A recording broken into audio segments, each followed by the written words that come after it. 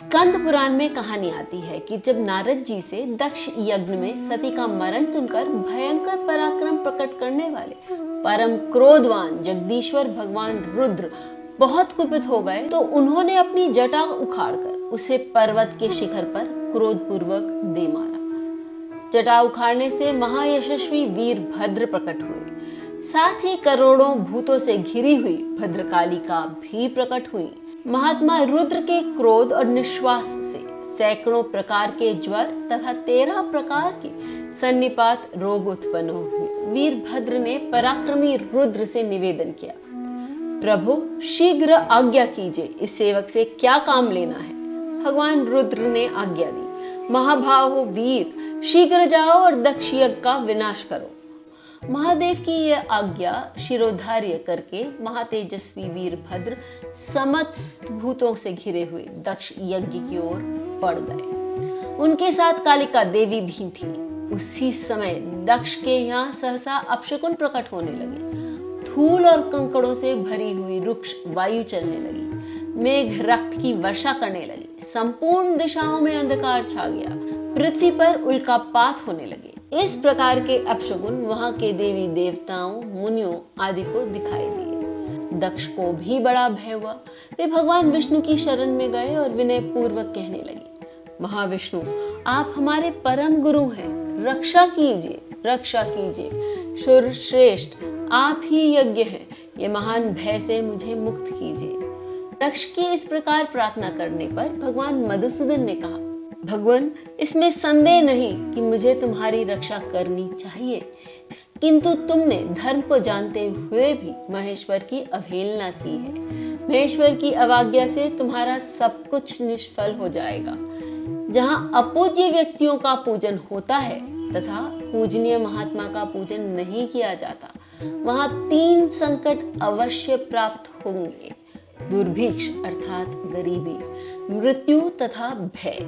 इसलिए सब प्रकार से यत्न करके भगवान शंकर को मनाना चाहिए। तुम्हारे यज्ञ में महेश्वर का सम्मान नहीं किया गया, इसी कारण ये महान भय उपस्थित हुआ है। इस समय हम सब लोग मिलकर भी यह भय का निवारण करने में समर्थ नहीं है। ये सब तुम्हारी दुर्नीति के कारण हो रहा है। भगवान विष्णु का वचन सुनकर दक्ष चिंतित हो गए, उनका मुख सूख गया। इतने में ही अपनी सेना से घिरे महातेजस्वी वीरभद्र भी आ पहुंचे। भगवान शंकर के उन पार्षदों ने देवताओं के साथ युद्ध आरंभ किया।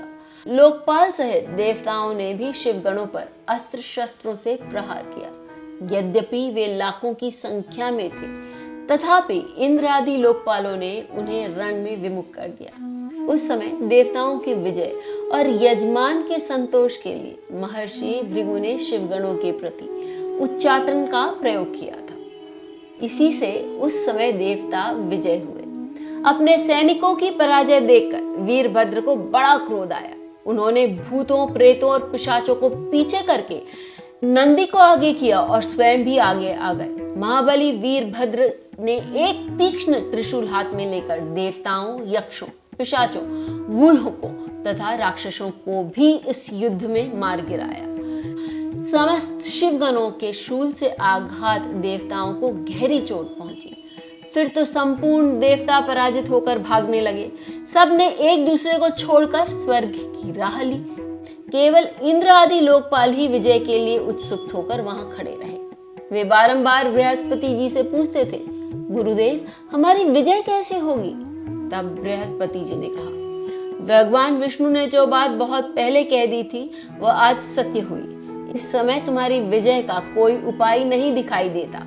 इंद्र, तुम मूर्खता और लोलुपता के वश इन लोकपालों के साथ यहाँ आ गए। बताओ तो इस समय क्या करोगे? ये परम शोभायमान गण भगवान शिव के किंकर हैं, वे ही इनके सहायक हैं। ये महाभाग कुपित होने पर जब संहार आरंभ करते हैं तब किसी को भी नहीं छोड़ते।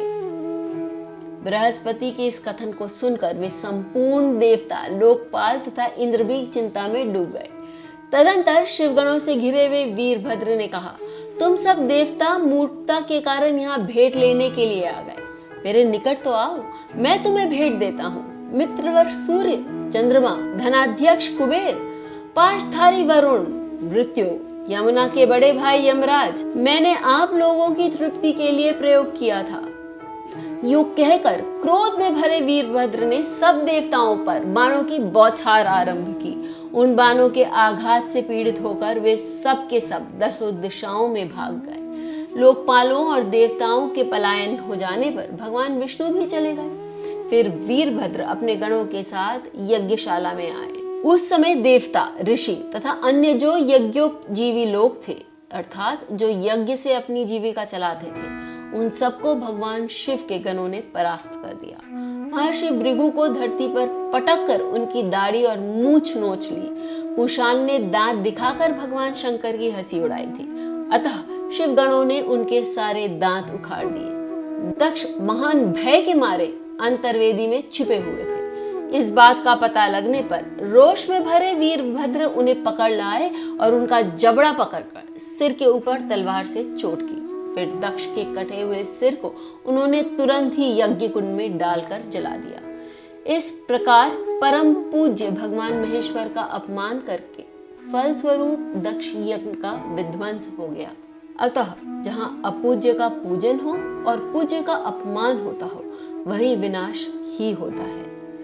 ये कथा जरूर सतयुग से ली गई है, लेकिन युगों युगों में ये कथा सटीक बैठती है। हमें अपने जीवन में इस बात का ध्यान रखना चाहिए कि हम किसे अपने सिर पर बैठा रहे हैं या किसकी हम अवहेलना कर रहे हैं।